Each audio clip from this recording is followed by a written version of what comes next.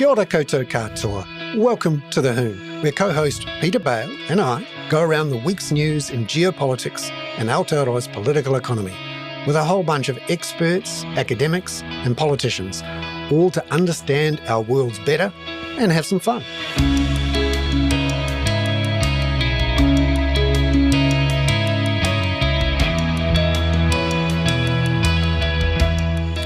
Nau mai, haere mai, tēnā koutou katoa, and welcome into the Hoon. I'm Bernard Hickey for the Kaka, along with co-host Peter Bale from the exact other side of the world. How are you, Peter? Bernard, I'm very good, and it is actually about 60 kilometres north is a place called Setonil, which apparently is, in fact, the antipode to Auckland.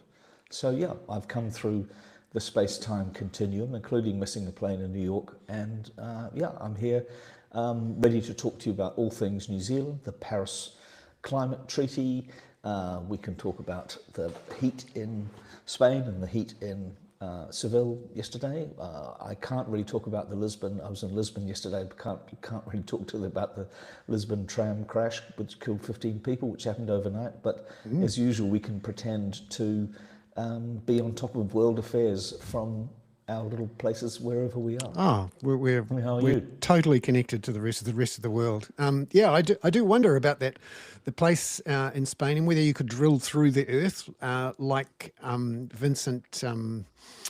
That movie with Vincent Ward. Vincent Ward did that great movie. Yes, Drilling funnily through the enough, earth. funnily enough, yes, I met Vincent Ward recently and discussed that with him because, from memory, that film popped out. They popped out somewhere in the icy mountains of the Southern Alps, right?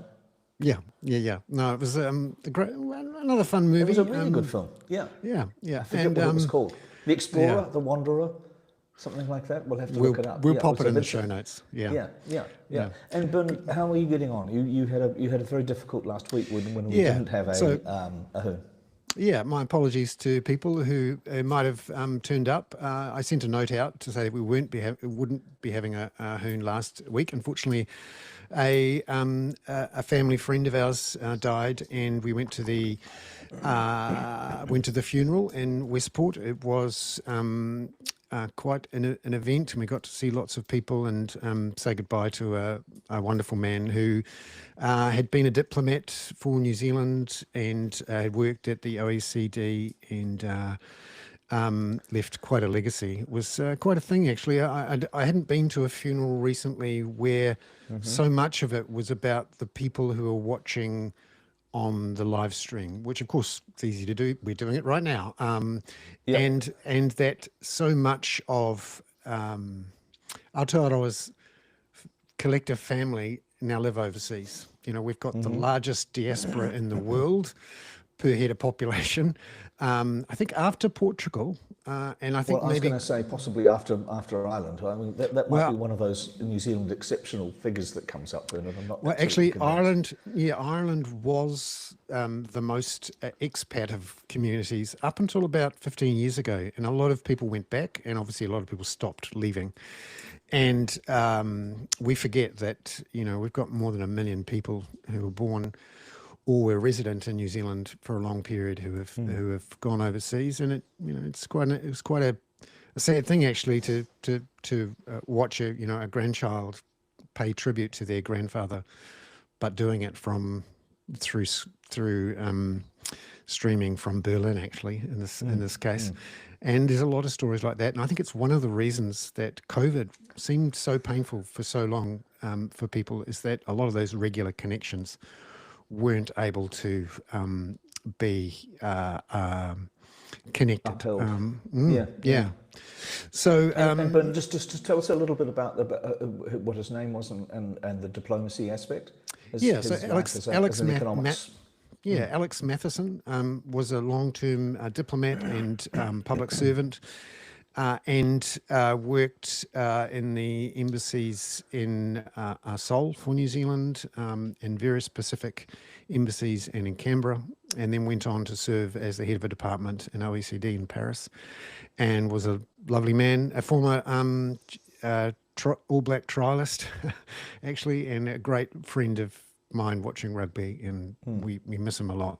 And we were able to be there, luckily, to say goodbye with his friends and family, and it was quite an event. And we got a chance afterwards, actually, to go for a swim at the Carter's Beach in Westport. Yeah. There was no one else on the beach, so I did my thing, and it was very cold and wonderful. So we've been very lucky. We've kept up the swimming. It's been great. Good, good. Well, that's brilliant, Bernard. And I know you also went down to see this friend, maybe a year ago now, or 6 months ago now, in order to make sure that, you know, it's not all the end, as it were. Yeah, it's that time of life where I have one suit and it comes out for funerals, and unfortunately, a lot of people I know have been affected by early onset dementia. And in this case, Alex was 79 or so. So you could argue that's getting up there. Yeah.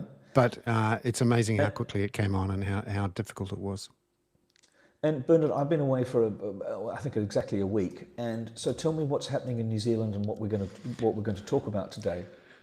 Yes, so there's been plenty happening on the political front, on the climate front, and on geopolitics, and in particular around how the government and the Reserve Bank interact, and also what's happening with our climate situation. So firstly, late on Friday, so after when we would have had the Hoon, the Reserve Bank chairman, Neil Quigley, resigned without a lot of explanation. He'd been there for 9 years. And shortly afterwards, Nicola Willis came out and told radio reporters that if he hadn't resigned, she would have sacked him. And this all kind of goes back to the resignation, surprise and mysterious resignation of Adrian Orr back in March. Turned out, we discovered now after multiple OAA requests and basically having to drag it out of the Reserve Bank and Nicola Willis, that he resigned effectively in protest over his budget being cut. And after some disputes with Treasury, which eventually leaked out. And Neil Quigley, who had the strange press conference on the day in which he said, I can't tell you why he left, and it was personal, essentially was trying not to disclose why Adrian Orr left. And there's some deep questions here about whether the government is allowing the Reserve Bank to run independently. And of course, since then, we've heard that the Prime Minister lobbied the Reserve Bank to cut the official cash rate more than it actually did. And who are we going to have on to help us explain that, Bernard? Well, we're very lucky. We've got a senior reporter from the Press Gallery, Janae Tubshrani. She is actually the Wellington business editor for the New Zealand Herald. Used to work at Interest, a colleague at various points, and a really close and astute observer of relations between the Reserve Bank and the government and the economy generally. She'll be on in the second half of the show, but we've got our regulars with Catherine Dyer and with and Robert Patman as well. So that will be great. And Bernard, a friend of mine who lives in Myanmar was saying that he was keeping an eye on the Hoon this week and felt that it was suggesting that New Zealand was collapsing economically and politically, and that civilization was teetering on the brink in New Zealand. Is that right? Have you been that's a strong turbocharging strong interpretation of what's been happening. But certainly our economy is sinking back into something like a recession, or is at least flat as a pancake. House prices again have fallen, and we are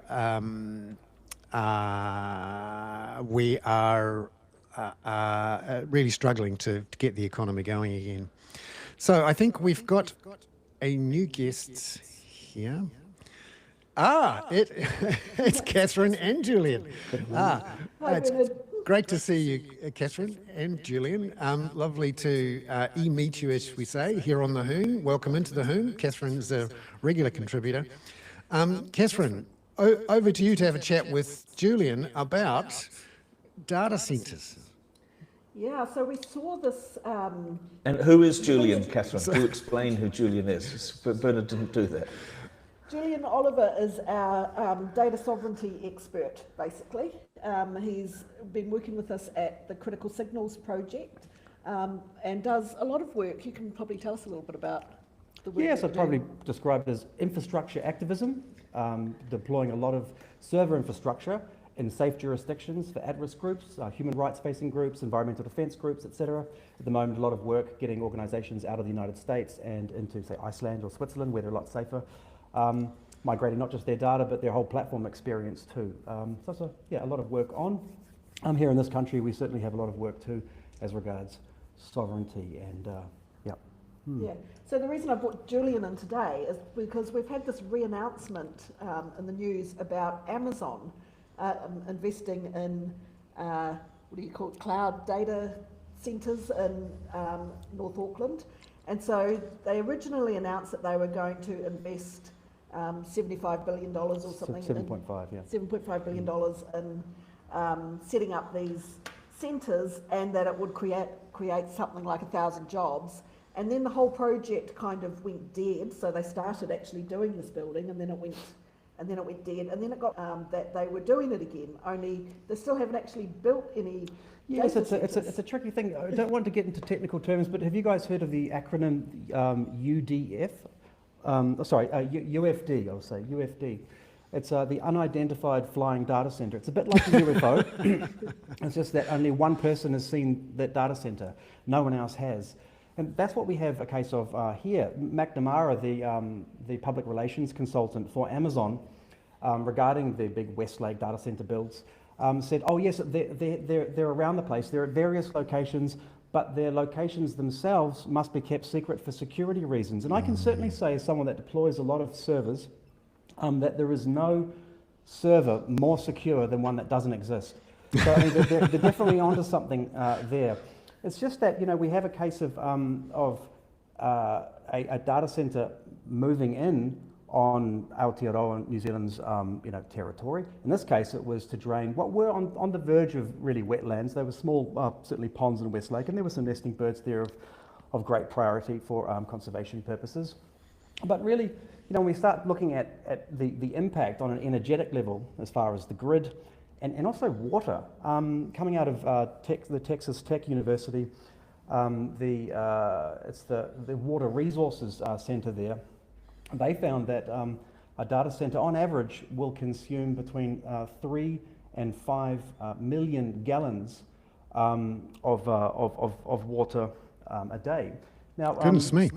No, that's a lot, and we're looking at what's that? Gallons. You're converting over to litres. That's something like 15.141 million litres of water. And the swimming pools are what, 2.5 million litres. So that's about 6 Olympic swimming pools, you know, a day. I think they estimated that on a people scale as having a hit of around about a population of 30 to 50,000 people. Wow. You know, and you know why water is really important to us here, and stakeholders need to be part of that, iwi especially. But you know, we're going into uncertain times. It's not just energy; it is water, fresh water, and so you know, investing in local data centres, the likes we have, of course, Catalyst Cloud here in the Wellington region, is really important because they're aware of these issues. They have a long relationships with the stakeholders, and most importantly, overall, they can guarantee sovereignty of our data. That's the difference. Before I talk too much, between data sovereignty and data residency.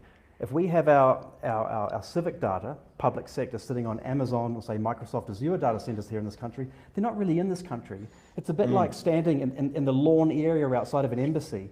You're actually really somewhere else. And that somewhere else is the United States, under what is currently a highly unstable government. So, you know, there's a really good time here. The up news is really that Amazon didn't build anything. They're going to be sliding their hardware in the form of aisles into various data centers that are actually locally owned. So we kind of got an embrace around them, as it were, for now. How they worm their way out of that or maybe take over the host, we don't know.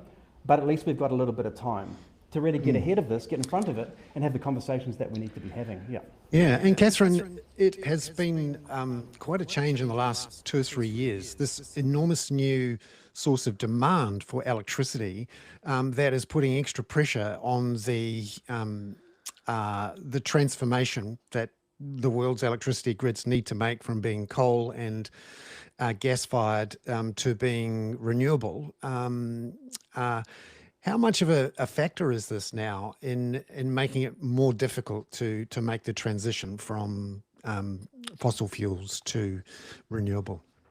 Well, it certainly could have been in terms of if that data centre had actually gotten built. So I gather Amazon had a contract with a wind farm basically to have their electricity supplied from them, and they may still be using that contract for they've got their hardware situated at the moment. But you know, we are short of electricity ourselves in New Zealand. We need to be fast building, and so if we end up just building in order to supply data centres, then yeah, that could have the effect of slowing our own transition and also increasing the price of electricity for householders. Yeah, and wasn't there a discussion around Tiwai Point that Tiwai Point could effectively be, you know, if the aluminium smelter left, or if not CRA anymore, Rio Tinto left with left us with the Rio Tinto with Bluff and the smelter, that electricity would in fact be switched immediately to being used for data centres. I think that situation's changed quite a bit now because they've actually built lines to include it into the main grid. So it used to be the case that Tiwai was run off hydro that wasn't connected to the grid, and so they were able to use that to kind of twist the government a little bit in terms of if we leave, all of these negative impacts. But the government stopped that from happening by actually building the line and attaching it to the grid. And so now the conversations about what you do with that electricity, I think, would be quite different, because you're not talking about a caved off portion of the grid. It's actually And what's interesting about this in a way is that data centres have become a new way to export electricity. Previously, the only way we could do it, because we're so far away from anyone, is to actually turn electricity into liquid electricity, which is aluminium. And that produces plenty of emissions in its own right. And in effect, that 13% of our power supply that is being used to create liquid aluminium for export could have been used to reduce consumer prices. But their decision to keep it going, in part because it's promoted as one of the world's most renewably produced aluminium, has meant that 13% has not been available for the rest of us, and it's meant that in this coming year or so, Genesis will be importing 1 million tonnes of coal from Indonesia. And interestingly, Indonesia is going through the process at the moment, actually, of ramping up its own aluminium production, again, using coal as its electricity supply. So we're not actually helping to manage that transition at all through this. And it is one of the great worries of the last 2 or 3 years in terms of the transition, that there's this huge new demand for electricity from AI, because it's they're so hoggy when it comes to electricity.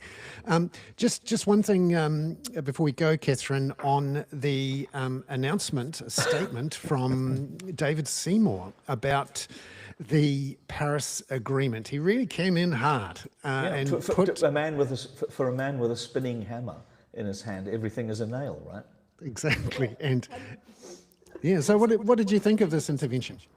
I mean, he's obviously, playing to his particular audience. I think the thing about the Paris Agreement is none of it is binding in the sense that there's no mechanism in there for if you don't meet your targets. So the only countries, or the only people who are going to leave the Paris Agreement, are the ones having big ideological tantrums that they want to do something performative for their listeners, which is exactly what David Seymour is doing. I think what I found interesting was Prime Minister Luxon's response to that suggestion from David Seymour. He basically said, we don't want to leave the Paris Agreement because that would punish farmers. And I'm like, that answered a question I did have as to why Mr. Luxon thought we were in the Paris Agreement to start with. It's obviously exactly for farmers. Yeah, and I also want to ask, Catherine, I also want to ask Robert Patman about this, because in a sense, you try to tear apart the Treaty of Waitangi, and a binding international agreement.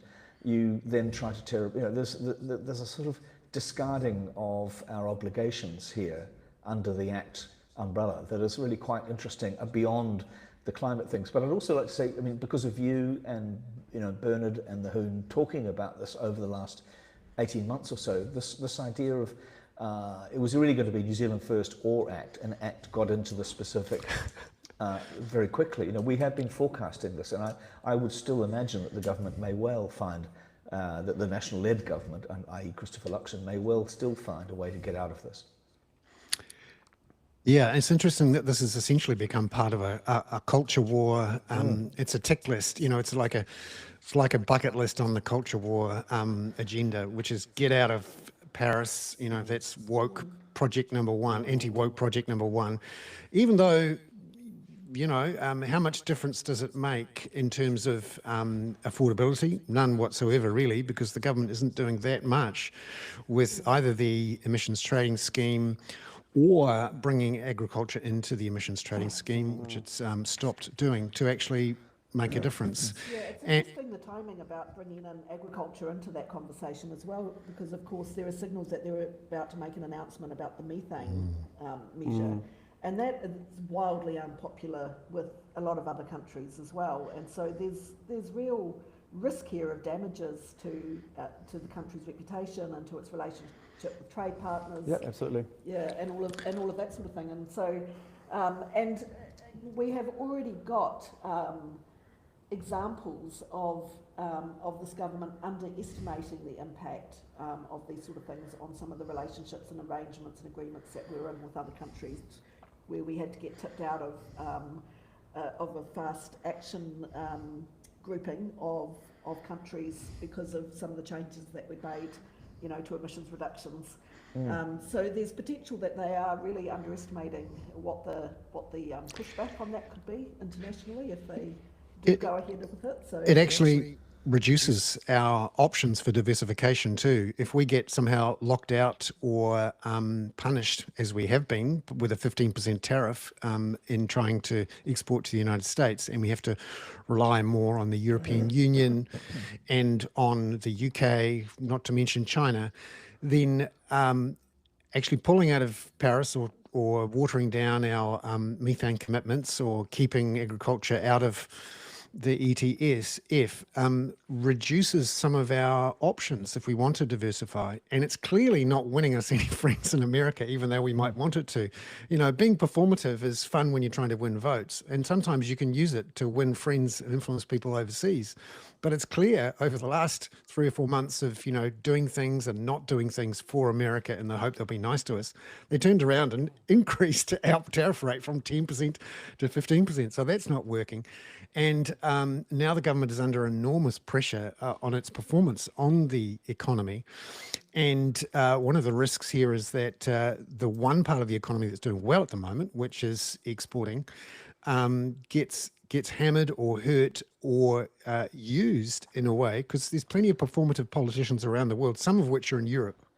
And one way to win over some of your right-wingers in Europe might be to punish New Zealand, who agreed to this free trade agreement, and say, well, they didn't play good with Paris, we'll kick them out.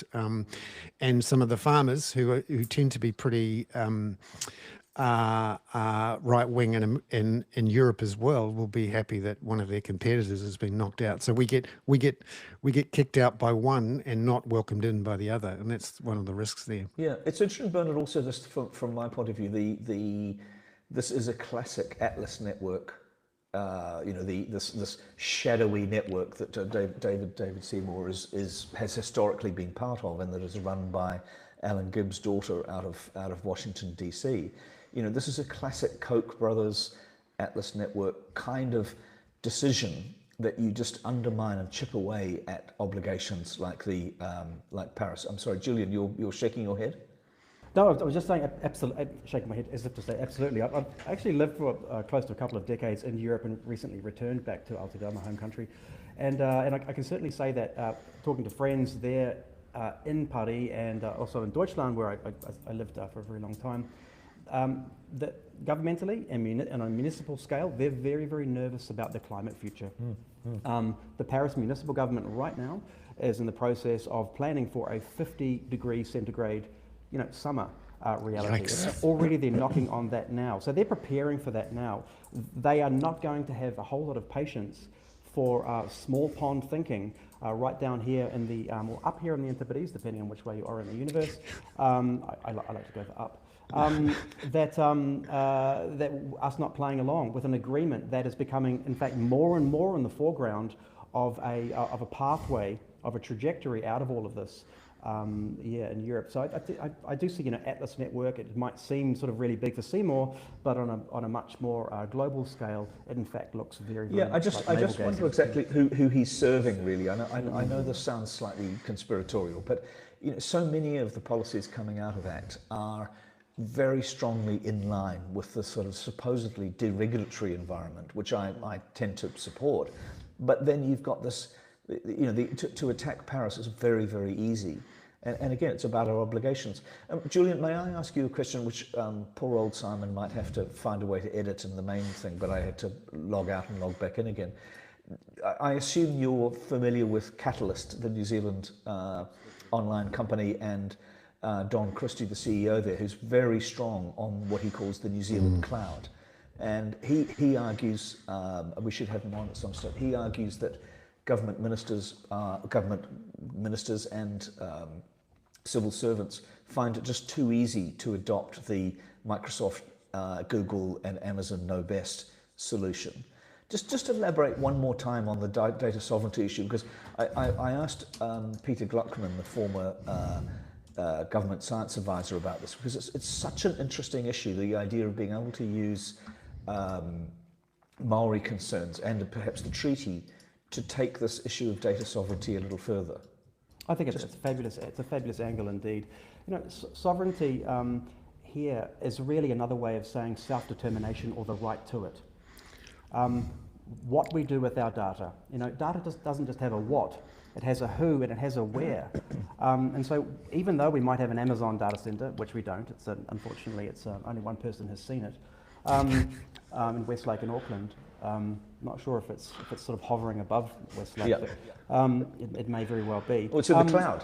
In the cloud, there you go. Or just behind the cloud, yeah. Good. Yeah, I should have really, I'm a bit jealous. Well, it's Aotearoa, the land of the long white cloud. Yeah, that's right. Look, and so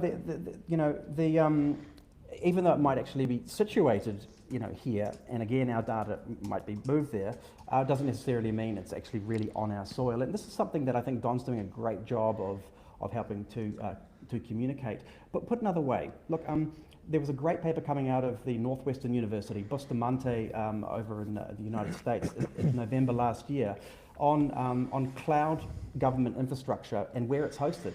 And it's called on choices and control. It's an excellent paper. Anyway, in the East Asia and Pacific region, there's about a 96% home domiciled government infrastructure average. We are at the bottom of that stack. Absolutely. 40% of ours is over in Australia for one thing, and that's actually in Amazon in Australia. We need to be clawing that back, moving it back, such that we can in fact exercise the basic self-determination that, for instance, the United States of America holds for itself. The United States of America has about 98% home domiciled government. Of course and it public. does. Yeah, exactly. They would never dream of hosting abroad. Julian, before Bernard bumps you off and we go to Robert, can I ask Robert this question that we were just discussing, and then Bernard can exit you, as it were. Is that all right, Bernard? Oh, he's yes, gone. I think Robert's having some volume problems. Let's keep going for a minute. So Julian, you make a great point about trying to pull that Amazon stuff back down out of the cloud onto our own land, in part for tax reasons. It's a very good report out today by Tax Justice Aotearoa, which looks at the revenues made from New Zealand customers by Amazon, Facebook, and Google, and we're talking more than $1.8 billion in calendar 2024. only $27 million worth of that revenue turned into taxable income in New Zealand. So the problem here is that we're helping to pay quite a bit of money to Amazon for services, which are then evaporating into the cloud and not taxable in our country, even though the costs of the pollution from the energy and the costs in terms of water usage are not, those externalities are not being compensated for in our tax system. So there's some really good questions there about not just the treaty and not just the climate, but also our tax base, which I think is worth talking about. And that carries right through to the employment, to the employees of a data center too. As Don pointed out also, they're not necessarily here. It's a complete fabrication that there would be 1,000 new jobs created around an unidentified flying Amazon data center. That just it's just not going to happen. When I wake up in the morning and I log into all my different servers, they're all over the world. I don't fly to Iceland, to Switzerland, to the Netherlands, to Germany to work. And so an Amazon data center here would not be employing locals, but a local data center here where there's regulatory controls and there is a willingness and a moral imperative to invest local would in fact ensure that more of the local population are engaged with that infrastructure and have more stake in it as a result. Yeah. Yeah, interestingly. Julian, thanks. Robert, can you hear us now? In the conversation just about... one second, Catherine, sorry. Sure. And do you want me to keep talking, or...? I think Robert's having a... Yes, we're just having a few volume issues with Robert. I'm just dealing with him on the text. This will, of course, be cut out in the edit. So we'll just wait for that there. I might actually let you go now. Julian, you've done a wonderful job, and Catherine, so much for introducing a new person into the Hoon. It's lovely, and we really appreciate it. We've managed to pull together various threads: economic, political, climate, environment, treaty, and the idea of exporting coal. Effectively, that's what we're doing into data centres, but without any tax revenues or benefits on our side. Robert, can you hear us now? I can. Sorry about that. Thank you so much. You're absolutely right. I plugged into the wrong location. No worries. Yeah, Thank you very much. Try not to do that with your tongue and the power socket, please. Next time. I'll resist that one, Peter. Lovely to see you, Robert. It's Good to great see to have you on. In particular, such a big week with, in geopolitical terms, and in a way, in performative terms, with this big conference of the world's dictators, if you like, in Beijing. What did you make of this big shindig that Xi Jinping arranged, this victory parade? Yeah, the Shanghai Cooperation Organization and then the victory parade. There's been a bit of a debate about this. Someone who I admire greatly, Professor Anne-Marie Brady, believes that the evidence suggests that the attendance by former Prime Ministers Helen Clark and John Key will help the dictatorship in Beijing frame the event as part of historical revisionism and legitimacy, political legitimization. I think I beg to disagree. I mean, let's be quite clear. Anne-Marie has been stellar in, I think, shedding light on China's influence operations. So it's just the implications of what's happening. And I read her piece, which is very good, in Newsroom, very thoughtful. I think why did John Key and Helen Clark, they may have had different reasons for going, but we know in the case of Helen Clark, who's been very public about this, that she agonized about it. And they both decided on balance, although I don't know if it was they coordinated or not, I don't think they did. They both decided to take up this invitation. They're private citizens. They paid their own way there, I understand. And I think the two key reasons for this, which I don't think are fully covered in Anne-Marie's excellent analysis, and that one is, I do think the geopolitical situation has radically changed even again in the last 6 months or so. And in her excellent article, Anne-Marie says that, and quite rightly, that China's not particularly interested in the version of the international rules-based system that New Zealand leaders are. True. But nor is the Trump administration. The Trump administration is a thoroughgoing revisionist one. And so this is entered, this has, that new environment means that while we still, as we always had, huge political differences with China, what has added to the situation now is that the United States has, in a sense, moved away from the architecture of the rules-based system which it helped to set up. We all know that the United States has been semi-detached and selective about the rules-based system. In fact, many Americans think the rules-based system is the US rules-based system, but we don't look at it that way.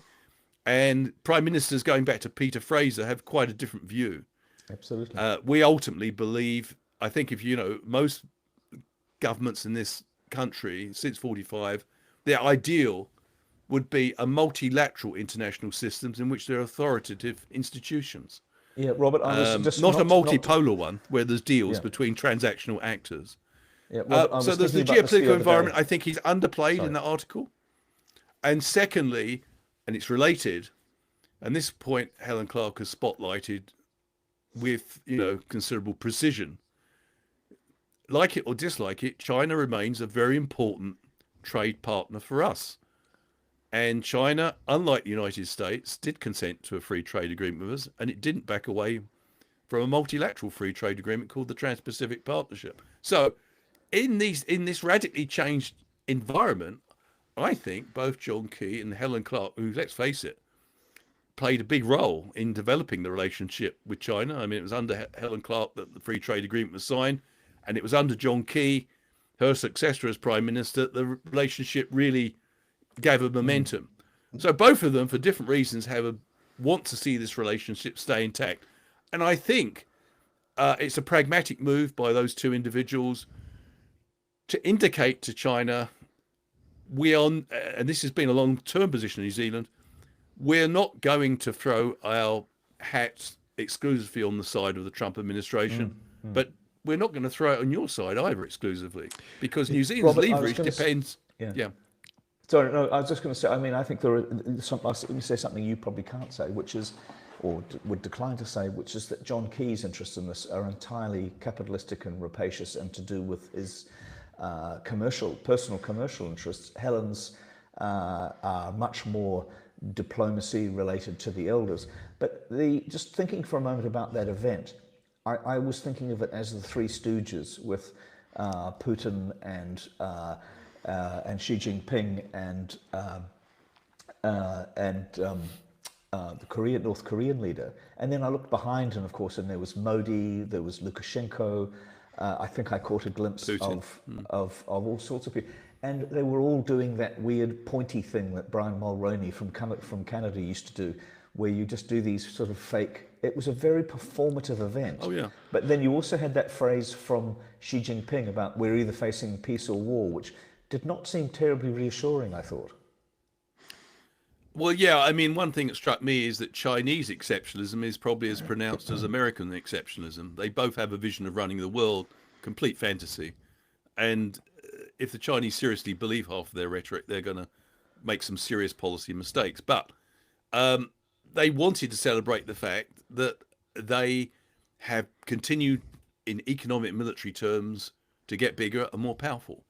And that was part of it. By the way, I don't think there's much love lost between Xi Jinping and Vladimir Putin, despite all the performance. I call them the brother enemies, but that's the... it wouldn't take too much creative diplomacy by the West to split them if they really wanted to. One thing that takes us back to the Ukraine, the West has to make up its mind. Does it want Putin to actually lose in the Ukraine? And that will have huge implications for the so-called triumvirate of all authoritarian states that we witnessed. So I think, yeah, I mean, look, certainly there is a view. I'm not saying my view is right. There is a view that John Key and Helen Clark have been played. I don't think they have. but there's also a view that actually it's a pragmatic response, and it's a reaffirmation. And remember, these people are not in government, but it is a reaffirmation of the foreign policy line that both of them pursued, which is New Zealand must have some agency in its foreign policy, and it mustn't simply shelter under the protection of one superpower when they can't actually sort out most of the world's problems. Yeah. Robert, I just want to, Bernard's let me had a word on Edgewise, which I was thinking of you the other day with your very strong perspective on multilateralism and so on. When I've been to New York many times, but I took the Circle Line tour the other day, and going past the United Nations building, the Mies van der Rohe and Le Corbusier building, and then on the right-hand side is Roosevelt Island as you go up there past the UN, which is, and I probably have mentioned this before, which is where the Roosevelt Four Freedoms Park is, which talks about the freedom from fear, the freedom from want, freedom of religion, and whatever the fourth one is. And I was also struck, by seeing that, which I've always found very profound, that a friend of ours, Nikita Salee, was in Muir Woods recently in San Francisco, just out of San Francisco, which is where Peter Fraser and others really founded in San Francisco. I think it was called the San Francisco Treaty, wasn't it? Which effectively founded the United Nations. And that is it's described on an information board in the US Park Service in Muir Woods, which is about to be removed and re-edited as part of the Trump decisions that the US Park Service doesn't enter into politics. Well, there is a question. Historical revisionism is going on in the United States. And I suppose that's my point, that this is what we're seeing in the United States is really far reaching. And being in touch with American friends and colleagues recently, they're enormously worried. Yeah, I wonder, Robert, whether, given that New Zealand hasn't had a lot of love back from the US administration, having its tariffs increased from 10% to 15%, that actually, just quietly, there'd be some people inside MFAT in the government itself who'd be quite happy to see Helen Clark and John Key, i.e., the grandees of both parties, in Beijing. So New Zealand gets to stay connected, but not have to take the risk. But have plausible denial. Yes, that's right.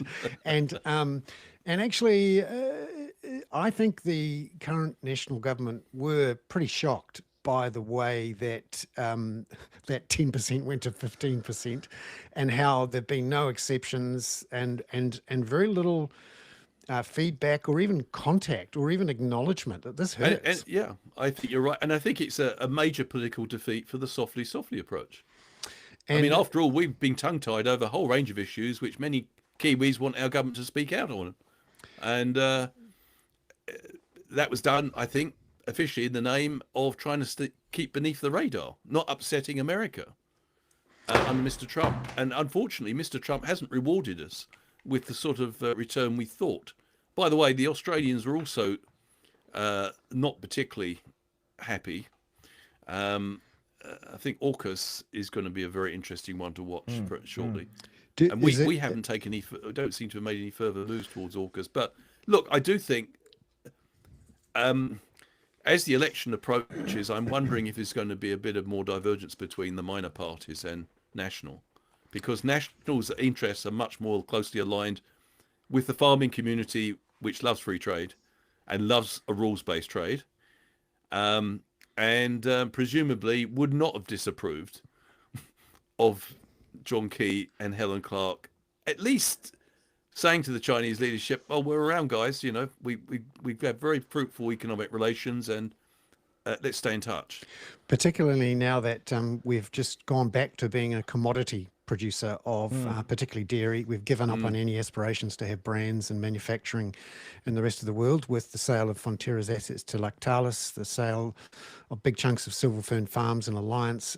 We really are now just a price taker, and that means we have to stay close to those trading relationships. Otherwise, it's going to hurt us economically. Robert, thank you so much for being on the show. It's great. Bernard, Yep, go for it.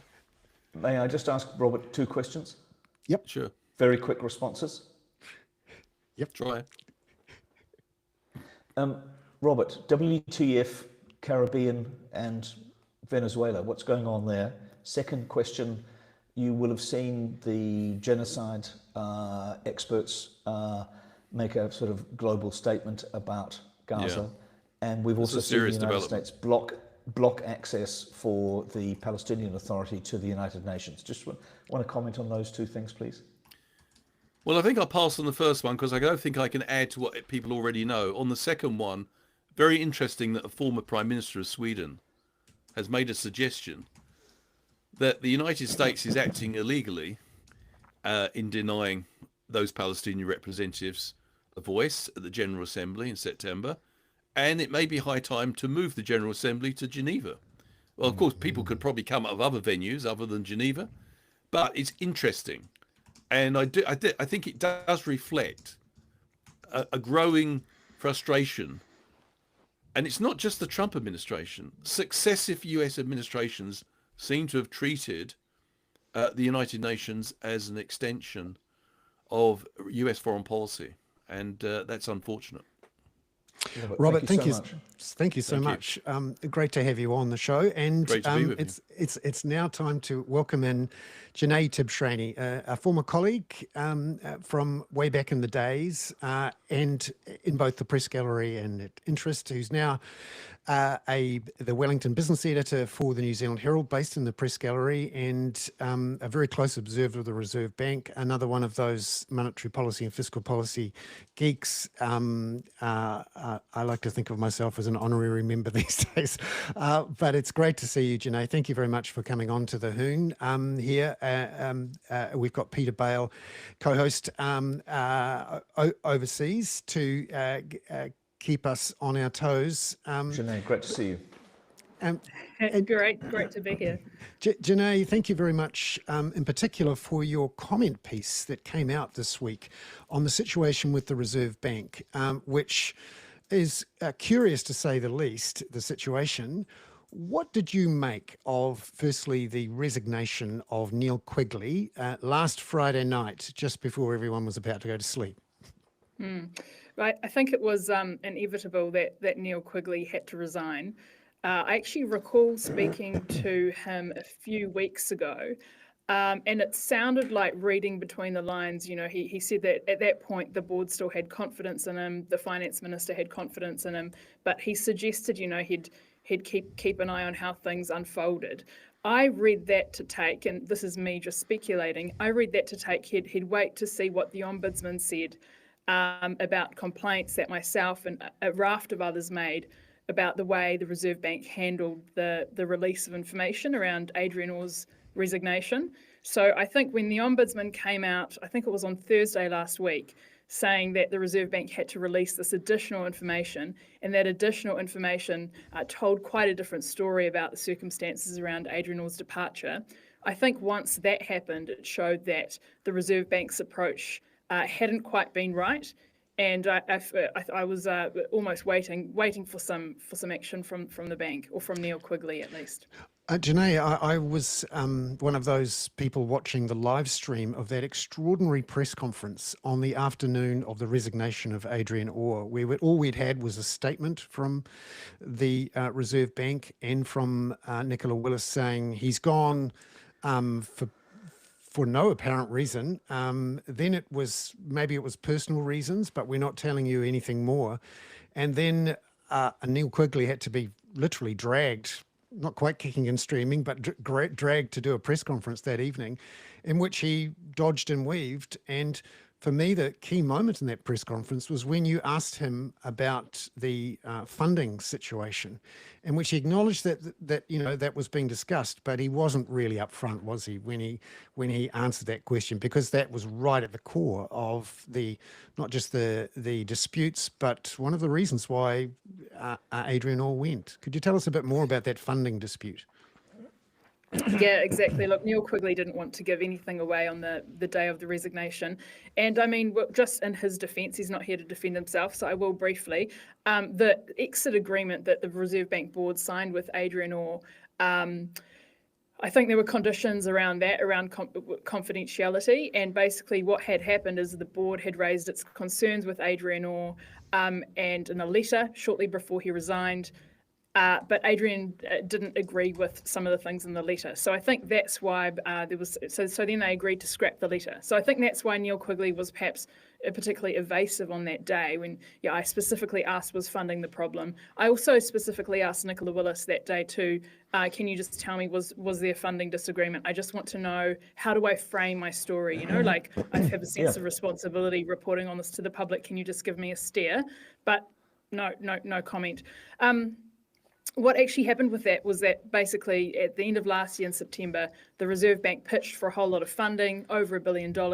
Treasury looked at that and said, no way, this is kind of way out of hand.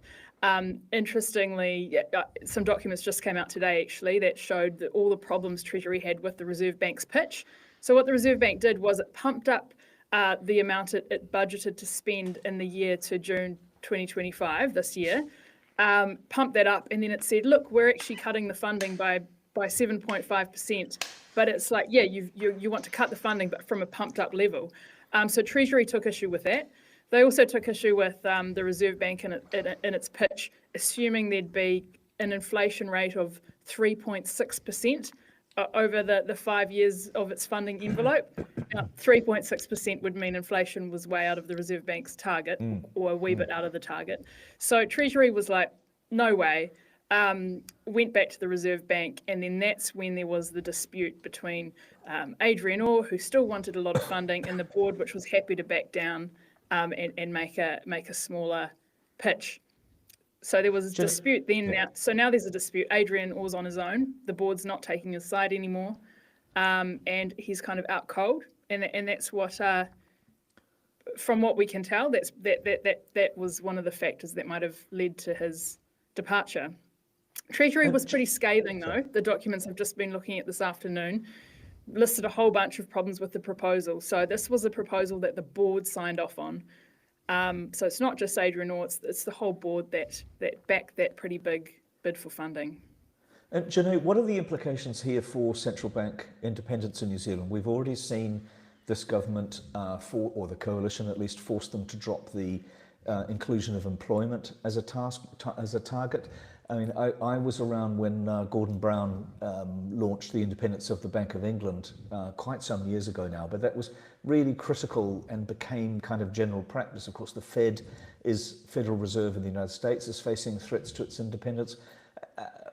Is New Zealand vulnerable here? Is New Zealand shifting away from the idea of central bank independence, and what might the implications of that be economically? That's a really good question, Peter. I think on this issue of funding, I don't think there's a problem. So the Reserve Bank board is accountable to the government. The government sort of, they come to an agreement every 5 years about the amount of funding the bank gets. So the dispute that we've seen here, I think that's perfectly normal. Every government department, even though it's not sort of special and independent, they've been having the same conversations with the Treasury about, having their budgets cut. I think the issue of independence potentially is an issue if we see the government try to pressure the Reserve Bank to cut interest rates, like we've seen. The Prime Minister has made a couple of off comments about how he's made his view known that he wants those interest rates to come down to stimulate the economy. Shane Jones has made similar comments. That is problematic. Just explain why it's problematic, Sinead, because that, this, and I'd like Bernard to come in on this as well, which has the risk of him performing a soliloquy on this. But this is it's become a badge of honour to have an independent central bank. I mean, there must be a light that goes flashing even in Christopher Luxon's mind when he says, I'd like interest rates lower. Look, I mean, Christopher Luxon's a politician, and I think for a lot of the people, the votes that he's courting, they want to see the economy do better. They want to see their house values perhaps come up a bit. They want to see lower interest rates. So for Christopher Luxon and for Shane Jones to make those comments, I think they're just appealing to their voters. But the reason, I mean, it is dangerous because if politicians get involved in interest rates or in, that's such a powerful lever. And of course, most politicians would want interest rates to be lower, so it's a more stimulatory environment. Interest rates are a very powerful lever, and they also have pretty quick effect. Like, I mean, taxes are another lever. If you give everyone a tax cut, we all feel a bit richer and we spend more. So that's another one, and that's one that politicians can control. But interest rates in the system that we have is, it's kind of sacrosanct. Yeah, Janae, I wonder, there was a lot of attempts to not say what actually went on with both the departure of Adrian Orr and then the noise around it and what the board wanted and didn't want. Is there any question here that Nicola Willis has used Neil Quigley as the fall guy here, that she knew about all of this anyway, and he was the one who got caught, and so she's made him fall on his sword to protect herself? Yeah, look, I think that the background to this is Nicola Willis has never liked Adrian Orr. She's made that known. She really clashed with him when in opposition and did not support Grant Robertson reappointing him governor. But then Nicola Willis had an opportunity when she became the finance minister to draw a line under the Adrian Orr era when she could choose who to appoint as the board chair. So then at that point, she took the opportunity to reappoint Neil Quigley, which a lot of us thought was interesting because she'd been so critical of the Reserve Bank's response to COVID. We thought, well, here's a chance to break clean, but she didn't. Now, so she reappoints Neil Quigley. Interesting. I wouldn't be surprised if Nicola Willis was quietly happy for the Reserve Bank board to push Adrian Orr out.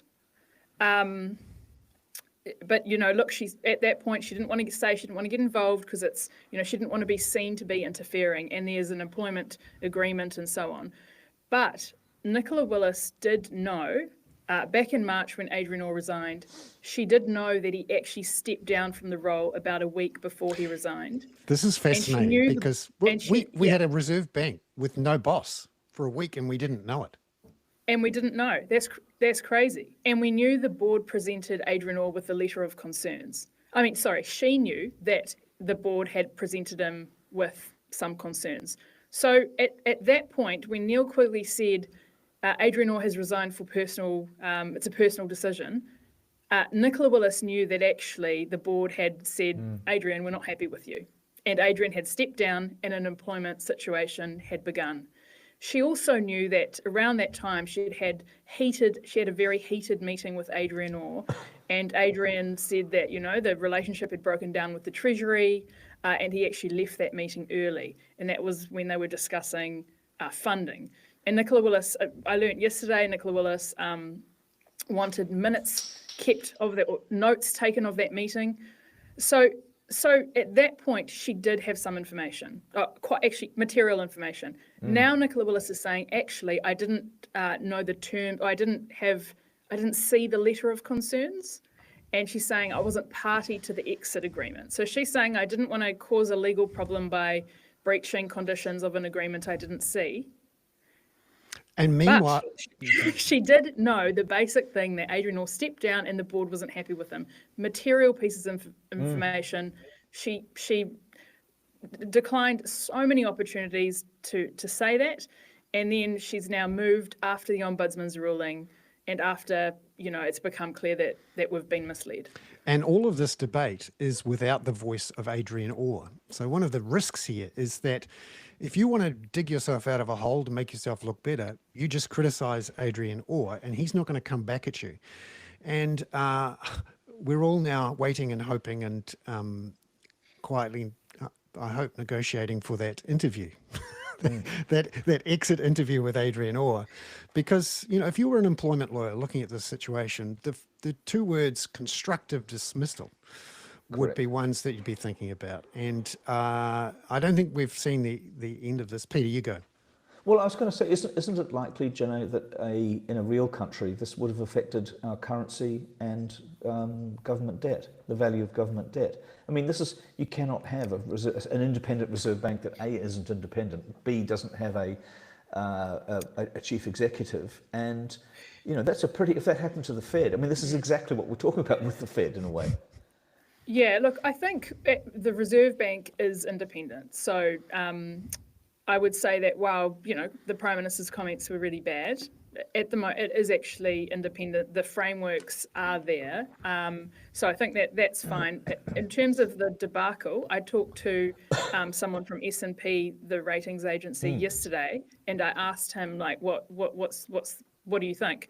And he said, well, actually, it's not affecting markets because those institutional frameworks are still strong.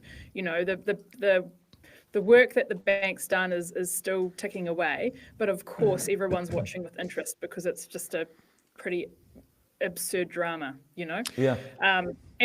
Good on you for reporting it so strongly, because I think that what often happens with even people as clever as Standard & Poor's is that they say that until they don't, and then all of a sudden there's the reality takes over. Somebody gets fired, and they think, hang on a minute, there's a bit of a crisis here, and they sell. I suspect S&P sells, but the government. I suspect it's very lucky that there is one really, really big debate about central bank independence at the moment, and it's about the big kahuna. So luckily for us, the rest of the world's financial markets are looking at someone else's independence debate rather than ours, because I think you're right. It would have been awkward if we'd been the only ones in this situation at the moment. Janae, it's wonderful to have you on the show. Thank you so much for coming on, and thanks a lot, thank you Janae. too for writing so clearly, and being strong enough and brave enough to have a good opinion piece this week. That was much appreciated. Great, thank you. Good to chat. Thanks, Janae. Thanks, Janae. Cheers.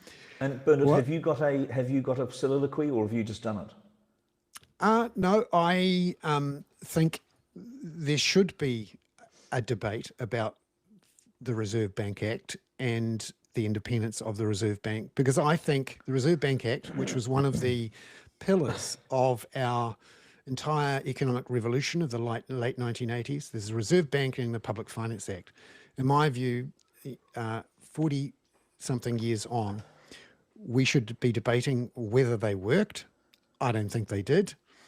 And I actually think the Reserve Banks, accidentally on purpose, become one of the problems in our economy becoming a housing market with bits tacked on, because in many ways, governments were able to essentially outsource the economy and say, well, the economy and running it day to day, that's the Reserve Bank's job. We don't have to worry about that.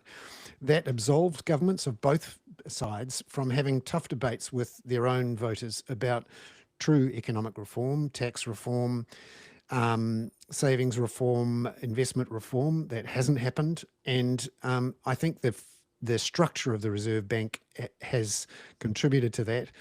And actually, in my view, the Reserve Bank, yes, should control monetary policy, but should be less about the tweaks and the ups and downs every 5 minutes, and essentially set the official cash rate at the neutral rate, and then hand everything back over to the government and say, right, we control monetary policy, but we're not going to change much. If you really want to change the trajectory of the economy, you need to reform it.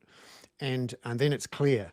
And we can't have the current government, for example, trying to get re-elected on short-term economic growth, something it in theory doesn't control unless it decides to breach Reserve Bank independence. So I think actually we need a proper debate about the Reserve Bank Act and independence, but mostly about its ability to do anything good for the economy in combination with our current tax system and the way that both sides of Parliament have run away from true reform. Thank you, Bernard. Well, let me do a quick sort of theoretical skateboarding dog before we close, and poor old Simon has to finish up. But the Vladimir Putin and Xi Jinping have been caught on a hot mic in Beijing talking about the possibility of living for 150 years using biotechnology and organ transplants. And I think at a time when we're looking to see whether Donald Trump is having transfusions through his hand and various other things, the idea of these various waxwork models, this kind of Madame Tussauds of politics, global politics, is a bit scary. So it's not weekend at Bernie's; it's weekend at the White House and weekend at the Kremlin. Yeah.